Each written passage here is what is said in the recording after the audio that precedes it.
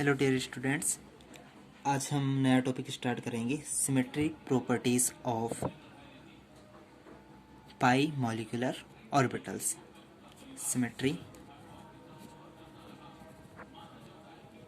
Properties of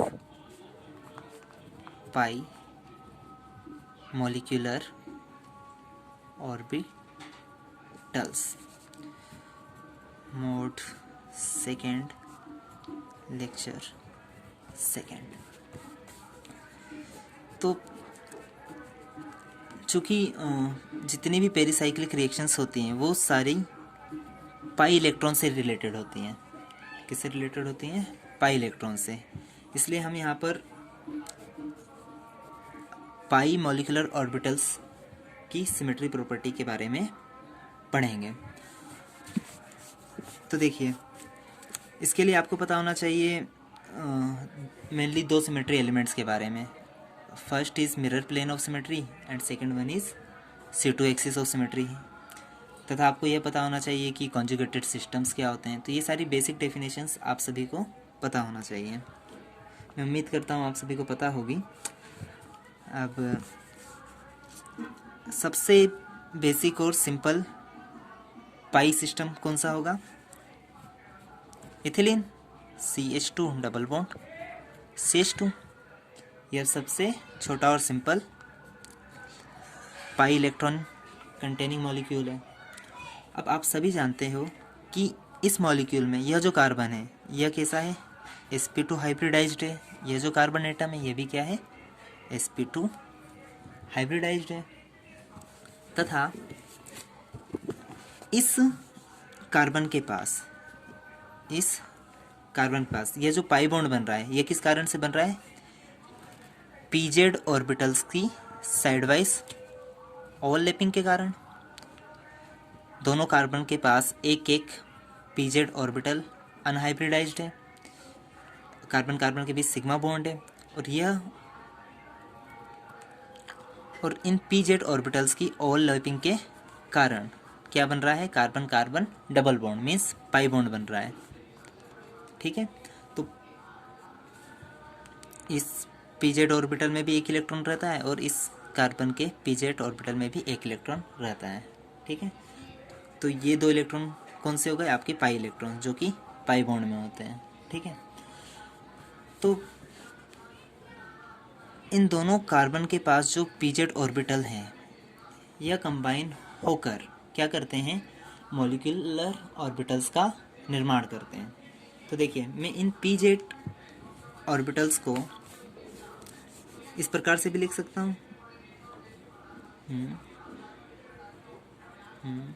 ये पहला carbon atom और यहाँ पर दूसरा कार्बन एटम, ये pz ऑर्बिटल्स। अब आप सभी जानते हो कि जो pz ऑर्बिटल है, p ऑर्बिटल को किस प्रकार से रिप्रेजेंट करते हैं? प्लस और माइनस। ओके, तो पहला pz ऑर्बिटल ऊपर क्या आएगा? प्लस की जगह मैं क्या कर सकता हूँ? रिप्रेजेंट करने का तरीका अलग है, बाकी बात एक ही है। प्लस की जगह मैं इसे पूरा शेडेड कर सकता हूँ, डार्क कर सकता हूँ।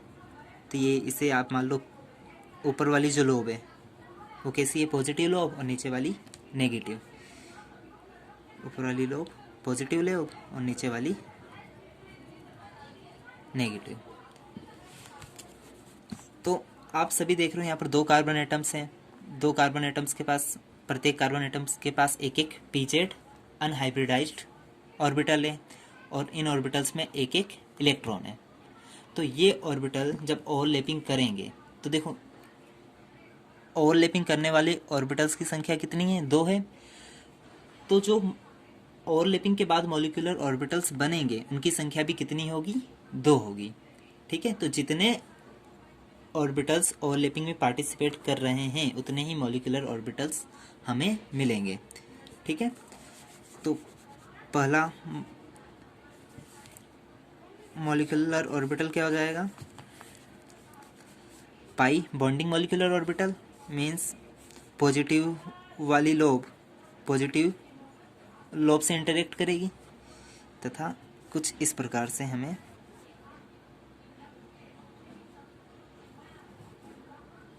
पॉजिटिव वाली लोब पॉजिटिव लोब से इंटरेक्ट करेगी, तो इस प्रकार से हमें मॉलिक्यूलर ऑर्बिटल मिलेगा, और नेगेटिव वाली लोब नेगेटिव वाली लोब से।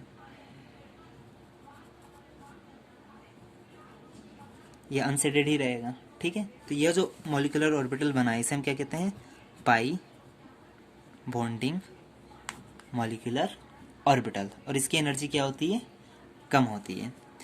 अब दूसरा केस क्या हो सकता है, इसे कहते हैं in phase combination, in phase linear combination of atomic orbitals. अब दूसरा क्या हो सकता है, out of phase, means positive वाली लोब के सामने या सेडेड लोब के सामने कौन सी लोब आए, अनसेडेड लोब। सेडेड लोब के सामने अनसेडेड लोब मीन्स नीचे क्या आएगा, सेडेड लोब। सेडेड के सामने अनसेडेड लोब। तो इस प्रकार के लीनियर कॉम्बिनेशन के कारण हमें क्या मिलते हैं, anti bonding molecular orbitals. Means कुछ इस प्रकार से इनके बीच interaction, out of phase interaction हो रहा है, मीन्स ये लोब ऐसी की ऐसी रहेगी, पॉजिटिव सेडेड, ये इस प्रकार से अनसेडेड, यहाँ पे अनसेडेड है, यहाँ पे सेडेड। इसे आप कंप्लीट डार्क कीजिएगा इस प्रकार से, ओके। और बीच में क्या आ जाएगी, नोड आ जाएगी, यहाँ पर एक नोड आ गई और यहाँ पर एक नोड आ गई। तो यह जो मॉलिक्यूलर ऑर्बिटल बना है इसे क्या कहते हैं, पाई। एंटी बॉन्डिंग के लिए स्टार से रिप्रेजेंट करेंगे, इसे क्या बोलेंगे, पाई एंटी बॉन्डिंग मॉलिक्यूलर ऑर्बिटल्स। अब आप सभी जानते हो बॉन्डिंग मॉलिक्यूलर ऑर्बिटल्स की एनर्जी क्या होती है, कम होती है, तथा पाई एंटी बॉन्डिंग मॉलिक्यूलर ऑर्बिटल्स की एनर्जी क्या होती है, ज़्यादा होती है। तो अगर एनर्जी के टर्म्स में बात करें तो जो आपके पास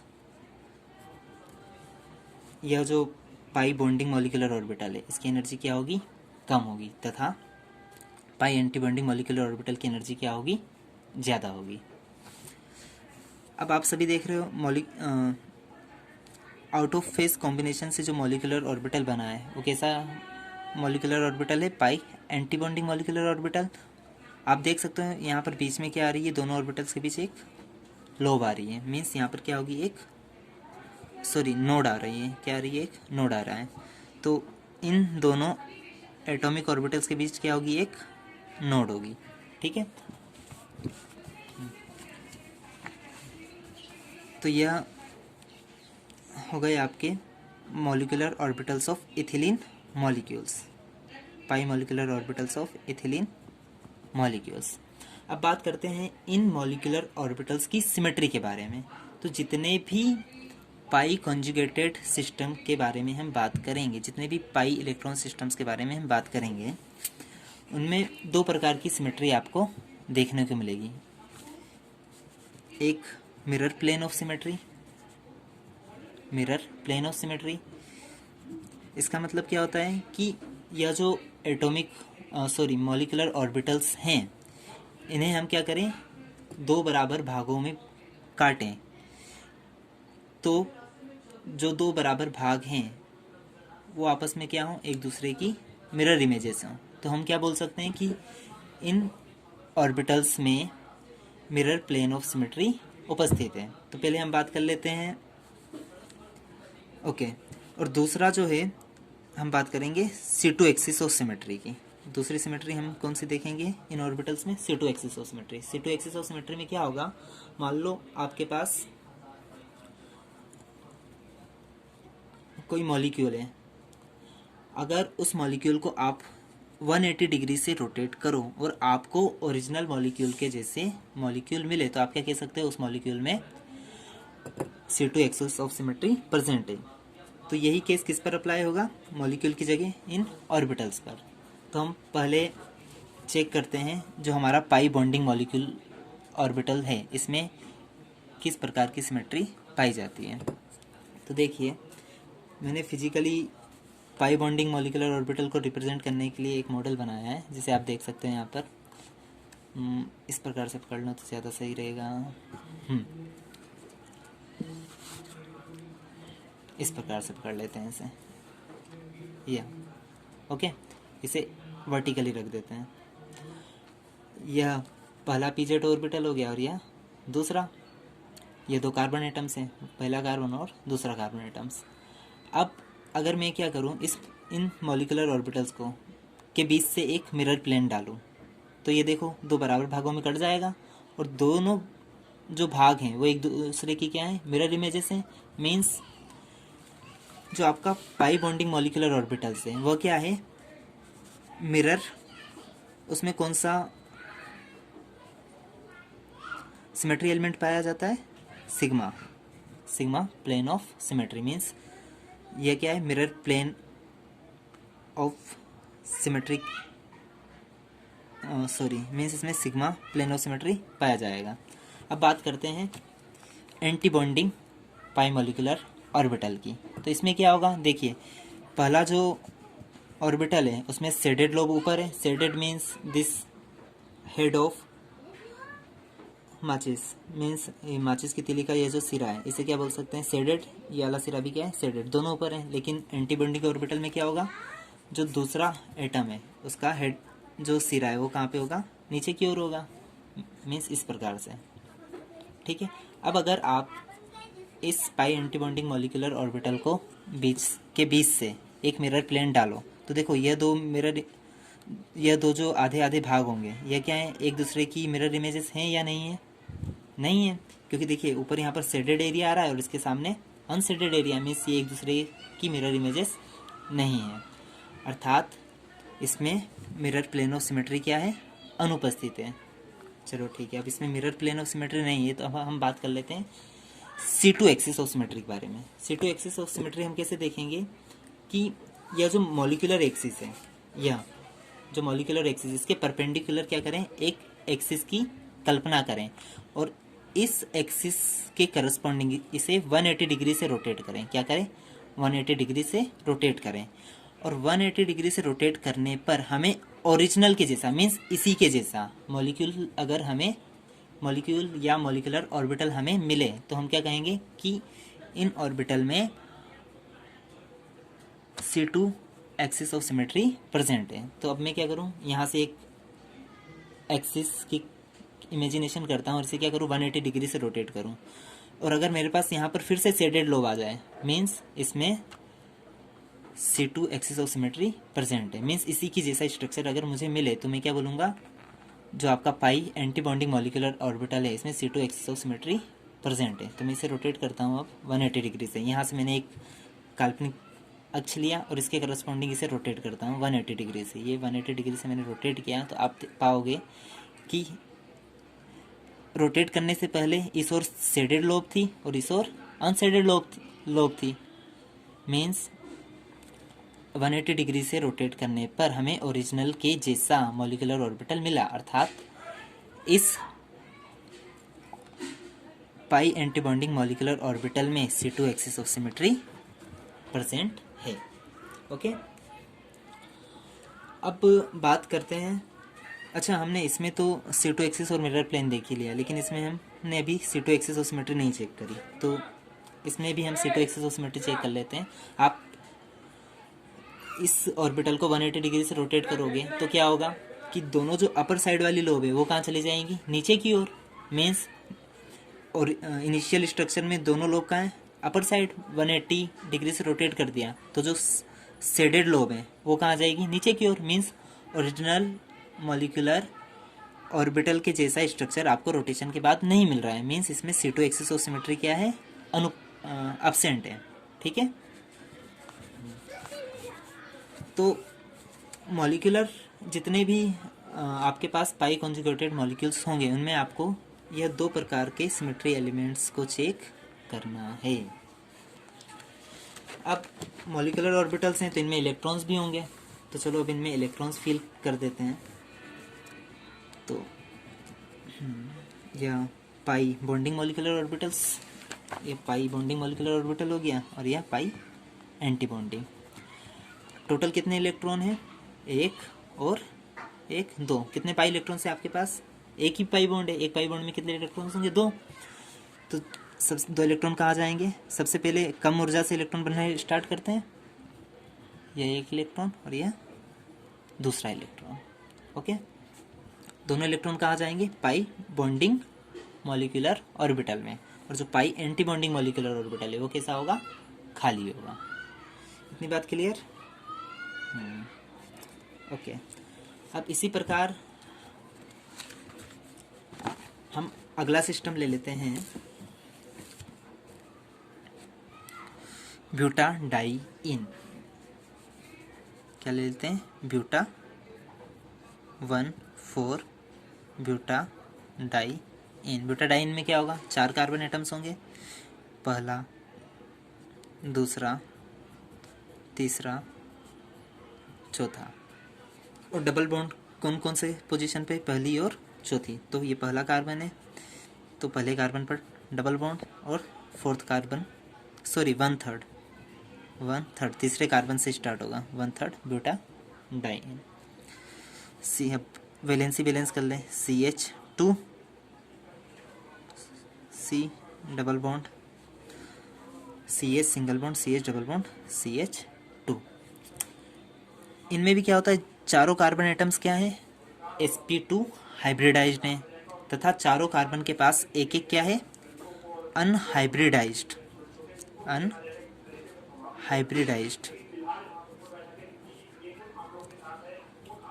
p ऑर्बिटल है, क्या है, अनहाइब्रिडाइज्ड p ऑर्बिटल है। अब ये चारों ऑर्बिटल्स आपस में कंबाइन होकर क्या बनाएंगे, पाई मॉलिक्यूलर ऑर्बिटल्स। ओके। हाँ, एक बात और, इन चारों में एक एक क्या है, इलेक्ट्रॉन है, वो भी फिलअप कर देते हैं। तो टोटल कितने पाई इलेक्ट्रॉन्स हैं ब्यूटाडाइन में, 4, 2 इस पाई बॉन्ड में और 2 इस पाई बॉन्ड में। ओके। अब चलिए, तो देखिए पहला केस क्या हो सकता है कॉम्बिनेशन का,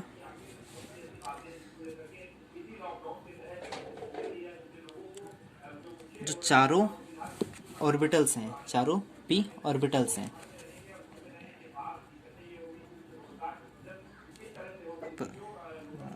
दूसरा, तीसरा, चौथा। ओके। चारों के बीच कैसा कॉम्बिनेशन हो, in phase combination, means shaded lobe किससे कंबाइन हो, शेडेड लोब से, शेडेड लोब और शेडेड लोब। ओके। इसे हम डिनोट करेंगे psi1 से। इस मॉलिक्यूलर ऑर्बिटल को किससे डिनोट करेंगे, psi1 से। यह क्या करेगा, पाई बॉन्डिंग मॉलिक्यूलर ऑर्बिटल का निर्माण करेगा। देखिए, शेडेड से शेडेड, शेडेड से शेडेड, शेडेड से शेडेड, लोग क्या हो रही है, कंबाइन हो रही है। इसी प्रकार से दूसरा केस क्या होगा, जैसे जैसे एनर्जी बढ़ती जाएगी, जैसे जैसे एक चीज़ याद रखना, जैसे जैसे मॉलिक्यूलर ऑर्बिटल्स की एनर्जी क्या होगी, बढ़ती जाएगी, वैसे वैसे नोड्स की संख्या भी क्या होती जाएगी, बढ़ती जाएगी। या यह बोल सकते हैं, जैसे जैसे मॉलिक्यूलर ऑर्बिटल्स में नोड्स की संख्या बढ़ती जाती है, वैसे वैसे मॉलिक्यूलर ऑर्बिटल्स की एनर्जी भी क्या होती है, बढ़ती जाती है। तो अब दूसरा मॉलिक्यूलर ऑर्बिटल को हम डिनोट करेंगे psi2 से। पहले चारों ऑर्बिटल्स बना लेते हैं, 1 2 3 4। अब इसमें क्या होगा, जो ग्राउंड स्टेट वाला मॉलिक्यूलर ऑर्बिटल होता है उसमें एक भी नोड नहीं होती है। अच्छा, मैं यहाँ पर नोड की बात कर रहा हूँ। नोड क्या होती है, किसी भी मॉलिक्यूल या मॉलिक्यूलर ऑर्बिटल में नोड वह एरिया होता है जहाँ पर इलेक्ट्रॉन के पाए जाने की संभावना क्या होती है, 0 होती है। ठीक है, probability of finding the electron is 0 eight node. तो देखिए psi2 में क्या होगा, आप एक नोड आ जाएगी, कहाँ पर आ जाएगी, पूरे मॉलिक्यूल के बीच में। ठीक है, यहाँ पर एक नोड आ गई। तो देखो, स्टार्टिंग में शेडेड था, यहाँ पर भी क्या है, शेडेड है। जैसे ही नोड आई तो शेडेड एरिया कहाँ चले जाएगा, नीचे की ओर। ओके, ये कौन सा मॉलिक्यूलर ऑर्बिटल हो गया आपका, psi2। इसी प्रकार अगला ऑर्बिटल क्या हो जाएगा आपका, psi3।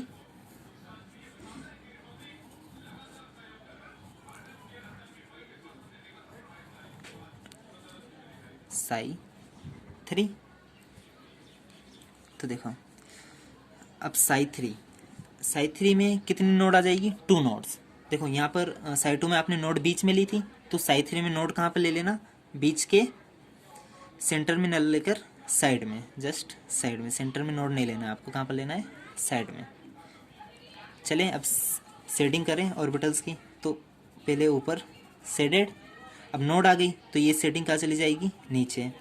अब इन दोनों ऑर्बिटल्स के बीच कोई नोड नहीं है तो ये शेडिंग अभी नीचे ही रहेगी, ठीक है। अब बीच में फिर नोड आ गई तो ये शेडिंग कहाँ चली जाएगी, ऊपर। ओके, साई 3 में कितनी नोड होगी, 2 नोड। इसी प्रकार से जो आपका लास्ट मॉलिक्यूलर ऑर्बिटल है साई 4,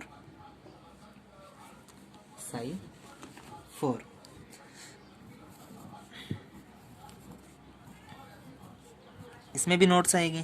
अब इसमें कितनी नोड आ जाएगी, नोड धीरे धीरे बढ़ता जाना। साई 2 में 1 नोड, साई 3 में 2 नोड, साई 4 में कितनी नोड्स आ जाएगी, 3।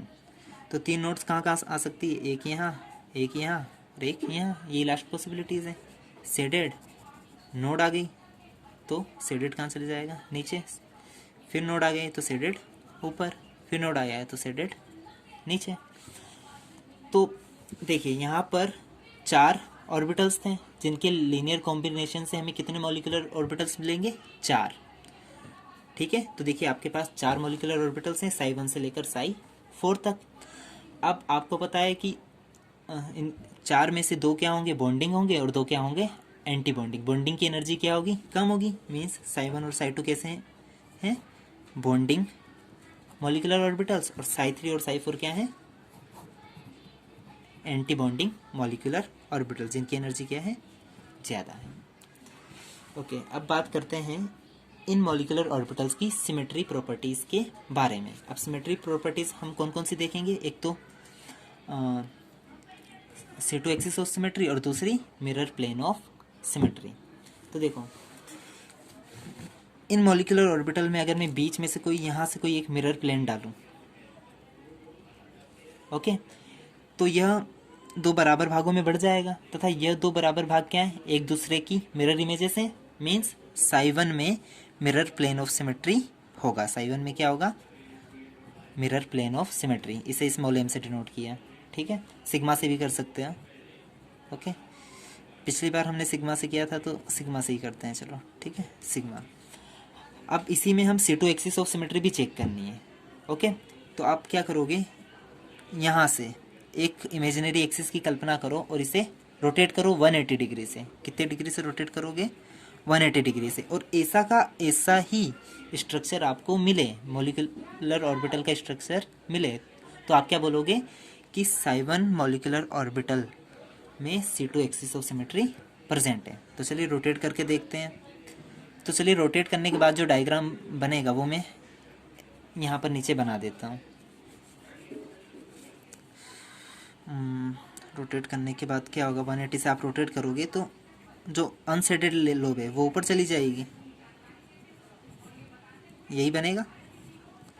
और देखिए दोनों एक जैसे दिख रहे हैं क्या, ऊपर वाले में तो रोटेशन से पहले जो लोब से सेडेड लोब है वो ऊपर की ओर है, रोटेशन के बाद जो सेडेड लोब है वो नीचे की ओर है। तो मीन्स दोनों एक जैसे नहीं दिख रहे हैं, तो मतलब इसमें C2 axis of symmetry present नहीं है, इसमें केवल sigma plane of symmetry present है।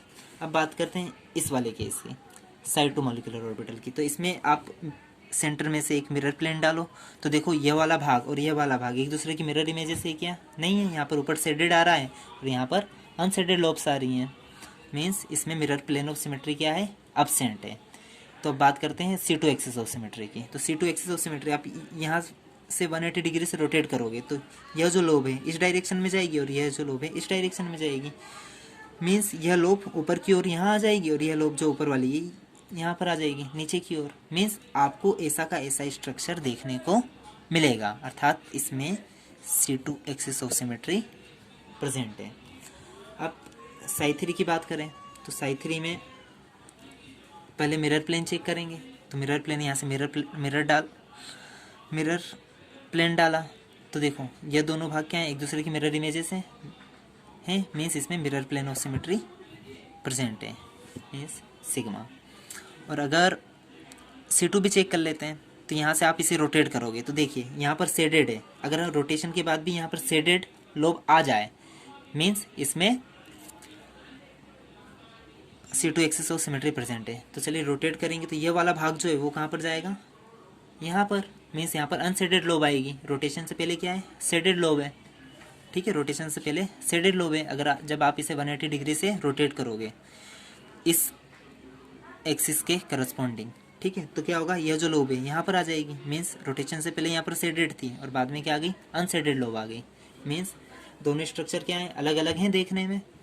मीन्स इसमें C2 एक्सिस ऑफ सिमेट्री क्या होगी, अब्सेंट होगी। इसी प्रकार से साइफर की बात करें तो साइफर में पहले mirror plane of symmetry check कर लेते हैं। तो यहाँ पर आपने मिरर डाला और पास के जो दो ऑर्बिटल्स हैं उन्हें चेक कर लेते हैं। यहाँ पे क्या है, अनशेडेड लोब है और यहाँ पर शेडेड लोब है, जो एक दूसरे की मिरर इमेजेस से क्या नहीं है। मीन्स इसमें मिरर प्लेन ऑफ सिमेट्री क्या है, अब्सेंट है। अब C2 की बात करेंगे तो C2 में क्या होगा, आप इसे 180 डिग्री से रोटेट करो, तो रोटेट करोगे तो आपको ऐसा का ऐसा ही स्ट्रक्चर मिलेगा। मीन्स इसमें C2 axis of symmetry present है, ठीक है। ओके, अब इन मोलिकुलर ऑर्बिटल्स में इलेक्ट्रॉन्स की फिलिंग कर देते हैं।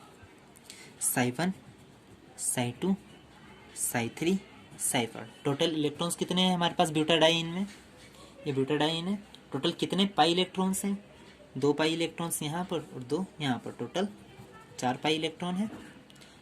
यह कैसा सिस्टम है, 4 पाई इलेक्ट्रॉन सिस्टम। तो देखो सबसे नीचे वाले ऑर्बिटल में पहला इलेक्ट्रॉन और दूसरा इलेक्ट्रॉन, तो 2 इलेक्ट्रॉन तो psi1 में आ गए। फिर 2 इलेक्ट्रॉन कहाँ जाएंगे, इससे ज़्यादा ऊर्जा के ऑर्बिटल में, मीन्स psi2 में। चारों इलेक्ट्रॉन फिलअप हो गए। मीन्स psi1 में 2 इलेक्ट्रॉन होंगे तथा psi2 में 2 इलेक्ट्रॉन होंगे। तो हमने ब्यूटाडाइन की भी सिमेट्री प्रॉपर्टीज देख ली। अब इसी प्रकार से अगला सिस्टम है हेक्सा ट्राई इन। अगला सिस्टम क्या जाएगा आपका, hexa try in 1 3 5 hexa try in, ठीक है। इसका फार्मूला क्या होता है, CH2 double bond CH single bond CH double bond CH single bond CH double bond CH2। इसमें भी सारे कार्बन एटम क्या है, sp2 हाइब्रिडाइज्ड हैं। सबके पास एक pz ऑर्बिटल है जिनमें एक एक इलेक्ट्रॉन्स हैं, ठीक है। तो मैं डायरेक्ट इनके मॉलिकुलर ऑर्बिटल्स बना देता हूँ। तो देखिए यहाँ पर कितने pz ऑर्बिटल्स हैं, 6 कार्बन है तो 6 pz ऑर्बिटल होंगे। मीन्स ये pz एटॉमिक ऑर्बिटल कंबाइन होकर क्या करेंगे, 6 मॉलिकुलर ऑर्बिटल्स बनाएंगे। कितने मॉलिकुलर ऑर्बिटल बनाएंगे, 6 में से आधे क्या होंगे, बॉन्डिंग होंगे और आधे क्या होंगे, एंटी बॉन्डिंग होंगे, ठीक है। 6 में से 3 क्या होंगे, बॉन्डिंग होंगे और 3 एंटी बॉन्डिंग। तो चलो ऑर्बिटल्स बना लेते हैं, मॉलिकुलर ऑर्बिटल्स। देखो अब 6 एटॉमिक pz ऑर्बिटल्स बनाने पड़ेंगे आपको, 1 2 3 4 5 6।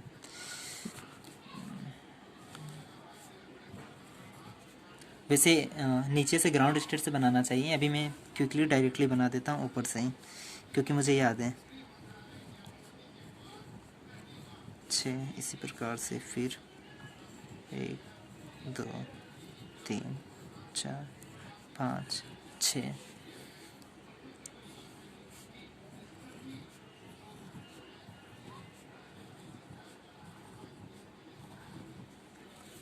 एक 2 3 4, 2 और बनेंगे, 1 2 3 4 5 6 लास्ट।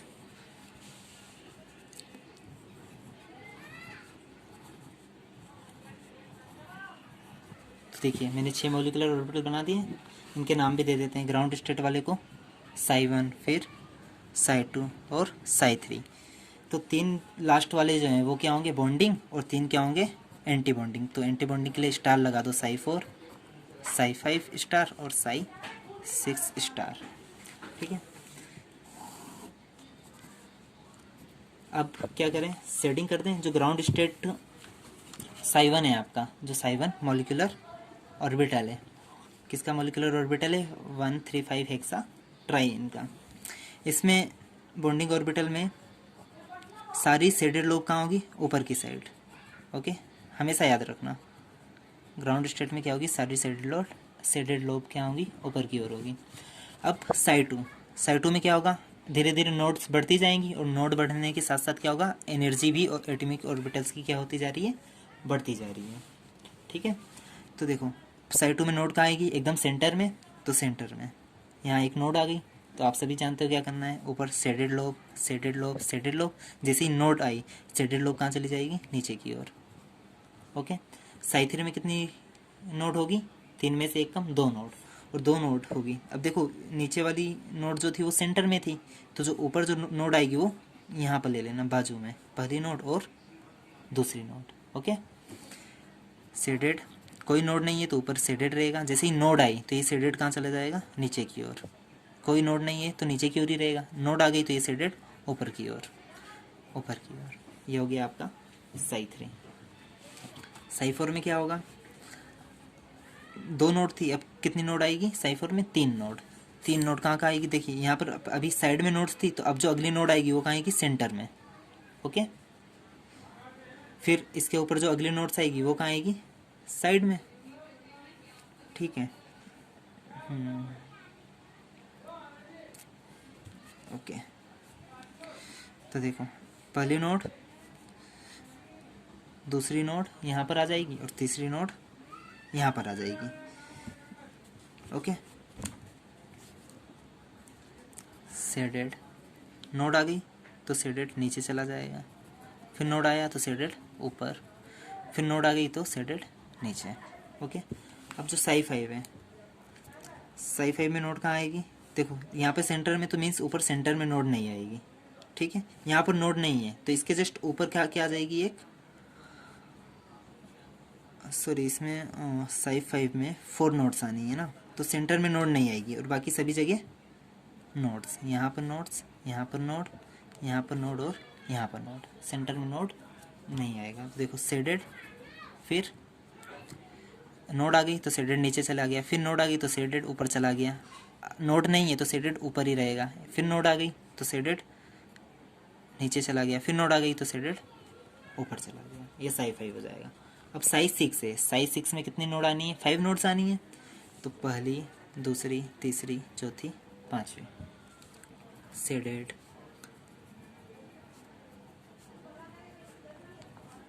इस प्रकार से। ओके, चलो अब इनकी सिमेट्री प्रॉपर्टीज ज्ञात कर लेते हैं। तो यहाँ से बीच में से आप अगर मिरर प्लेन डालोगे तो जो 2 बराबर भाग होंगे वो दोनों क्या है? एक दूसरे की मिरर इमेजेस हैं। मीन्स इसमें mirror plane of symmetry present है, sigma plane of symmetry present है। अब इसमें आप C2 चेक करना। ठीक है, तो C2 मीन्स इसे 180 डिग्री से रोटेट करोगे तो यह जो अनशेडेड वाला पोर्शन है ऊपर की ओर चले जाएगा। ओके, तो देखिए जो ओरिजिनल मॉलिक्यूलर ऑर्बिटल है उसमें शेडेड लोब ऊपर की ओर है, रोटेशन के बाद क्या होगी? शेडेड लोब नीचे की ओर आ जाएंगी। तो दोनों में अंतर है, स्ट्रक्चर एक जैसा नहीं दिख रहा, मीन्स इसमें C2 axis of symmetry present नहीं है। अब इसमें बात करते हैं। तो देखिए यहाँ से मिरर प्लेन डाला तो देखिए यहाँ पर जो यहाँ पर आप मिरर प्लेन डालोगे तो ये जो 2 भाग हैं, बराबर भाग हैं, ये एक दूसरे की मिरर इमेजेस नहीं है। मीन्स इसमें मिरर प्लेन ऑफ सिमेट्री या sigma plane of symmetry present नहीं है। अब आप क्या करोगे? इसे रोटेट करोगे 180 डिग्री से इस एक्सिस के अलोंग। ठीक है, तो देखिए ये जो तीनों शेडेड लोब हैं कहाँ पर चली जाएंगी? यहाँ पर चली जाएंगी। ठीक है, मीन्स रोटेशन के बाद भी ऐसा का ऐसा स्ट्रक्चर आपको देखने को मिलेगा, अर्थात साई टू C2 के रिस्पेक्ट में क्या है? सिमेट्रिक है। इसी प्रकार से इसमें आप देखोगे यहाँ से मिरर प्लेन डाला तो मिरर इमेजेस बनेगी, तो मीन्स ये इसमें mirror plane of symmetry present है। इसी प्रकार से इसमें आप C2 चेक कीजिएगा, इसमें C2 प्रेजेंट नहीं मिलेगी आपको, क्योंकि आप यहाँ सेंटर से, हमेशा याद रखना C2 एक्सिस सेंटर से डालनी है। ठीक है, C2 एक्सिस डालोगे तो देखिए यहाँ पर शेडेड लोब है और जब 180 डिग्री से रोटेट करोगे तो अनशेडेड लोब आएंगे यहाँ पर। मीन्स ओरिजिनल स्ट्रक्चर के जैसा रोटेशन के बाद स्ट्रक्चर हमें नहीं मिल रहा है। मीन्स इसमें C2 axis of symmetry absent है, only mirror plane of symmetry present है। अब इसमें चेक करो, पहले मिरर प्लेन ऑफ सिमेट्री देखो, तो मिरर क्या है, एब्सेंट है, तो बाय डिफ़ॉल्ट इसमें क्या होगा, आप C2 लिख दीजिए, C2 होगा ही होगा। इसमें मिरर प्लेन डाला तो देखिए दिख रहा है ये दोनों एक दूसरे के मिरर इमेजेस हैं, ये मिरर इमेजेस हैं, मिरर इमेजेस हैं, मीन्स इसमें mirror plane of symmetry present है।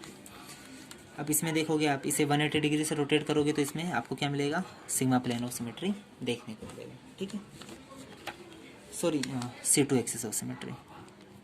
ठीक है, 180 से रोटेट करोगे तो आपको इसी की जैसा स्ट्रक्चर आपको देखने को मिलेगा। अब इनमें इलेक्ट्रॉन्स फिल कर दें।